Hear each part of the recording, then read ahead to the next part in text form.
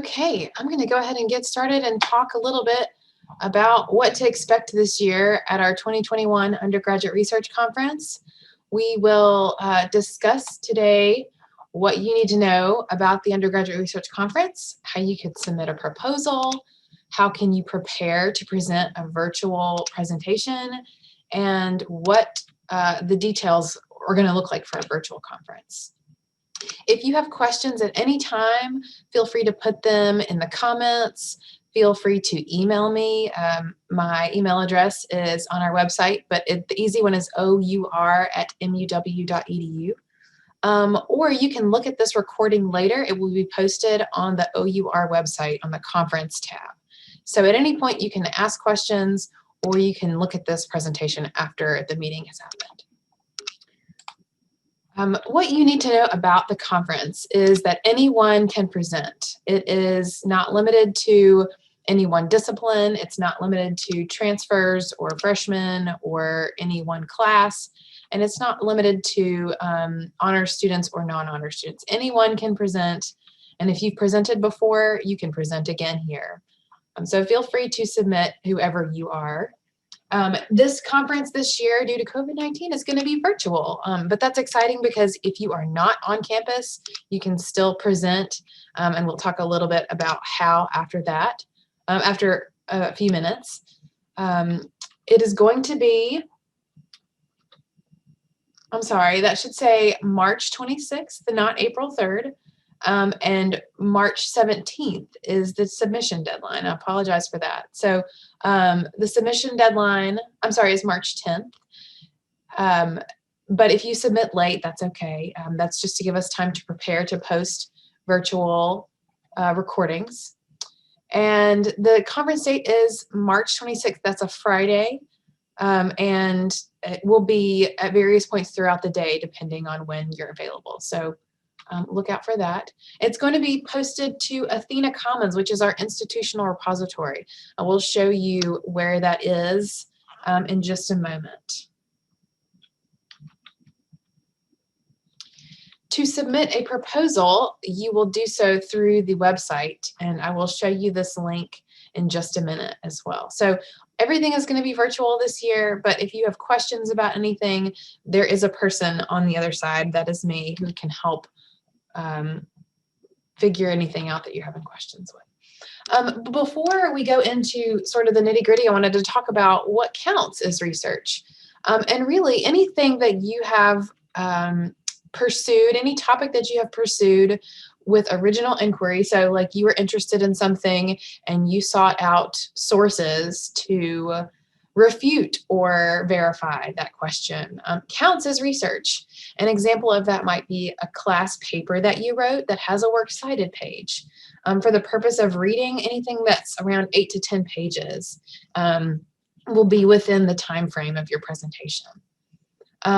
If you have not done an experiment, but you have proposed an experiment, that counts as research as well.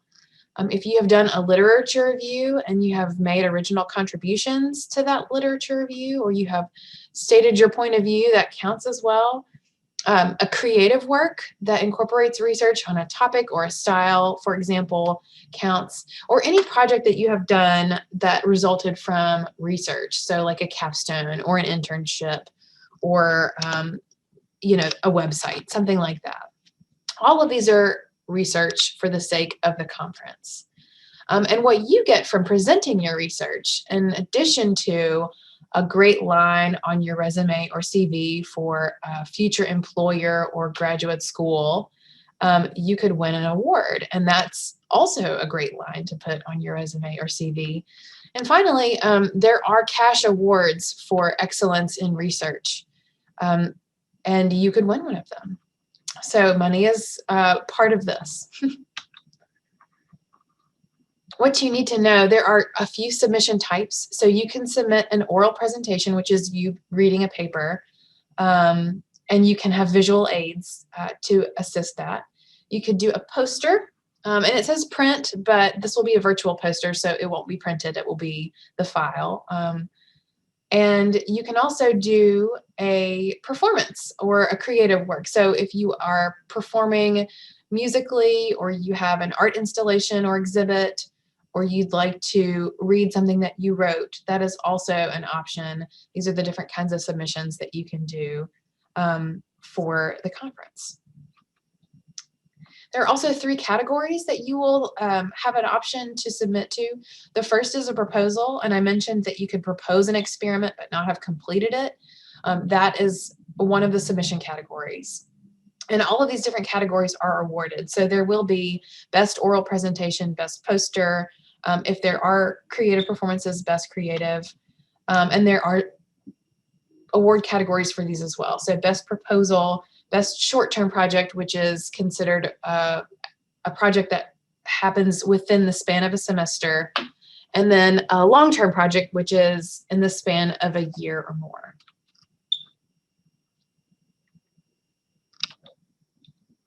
To submit a proposal, you will do this through the online form. I'm going to actually go to the website, the Office of Undergraduate Research website. There are a couple of places you could submit.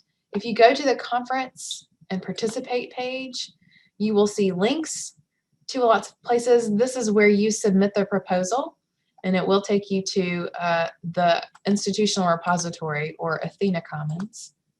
And there is a place to submit here, and you click on this link to fill out a form. If you would like directions on, directions on how to fill out the form, there is a step-by-step,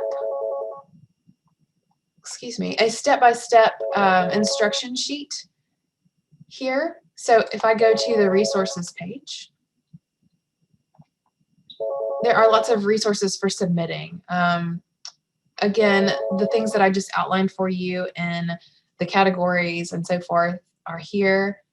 The details on submitting and recording a presentation are here. Step-by-step instructions are here as well. And if you'd like to see some examples of some proposals that have already been submitted and presented on, there are a list here. All of these are different files that you can read through to get a better sense of what's expected in a proposal.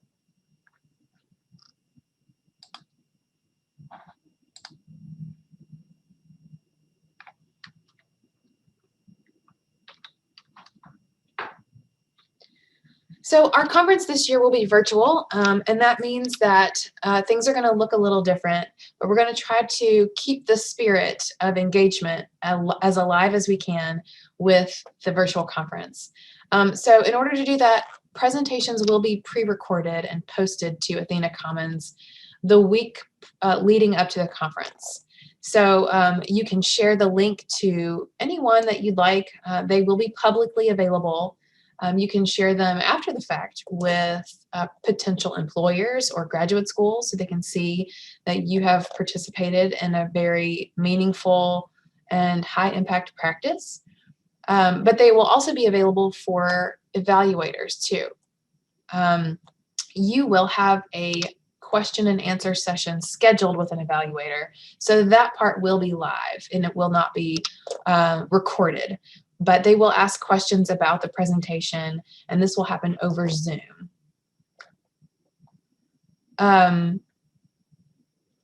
In this link, there is an example of the Mississippi Undergraduate Honors Conference that happened this year. It also happened in Athena Commons. So if you'd like to see what the presentations look like, or you'd like to see what the schedule looks like, you can visit this link and it will show you kind of what that looks like. So just to sum up, the presentations themselves will be recorded, but the question and answer sessions with evaluators will be scheduled, and they will happen live and over Zoom.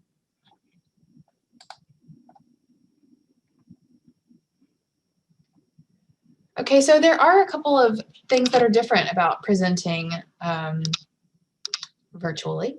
And I wanted to address some of that because even though this is recorded, it's still a good idea to prepare yourself when you're trying to submit, a recording. We will be helping students with recordings on March 17th, most of the day. The locations for that will be forthcoming, but if you are not really confident about using a camera or recording yourself, and you'd like some help with that, March 17th will be the day that we are recording. That is a week before the conference, on a Wednesday. So all day Wednesday, we will be assisting students recording if they need to. Look out for more information on our Facebook page and our website to tell you where that will be and how you can sign up. If you would like to record yourself, or if you're not on campus and you can't make it to the recording day, some tips that are going to help you prepare are to practice in front of someone, or to practice on Zoom in front of someone and get their feedback.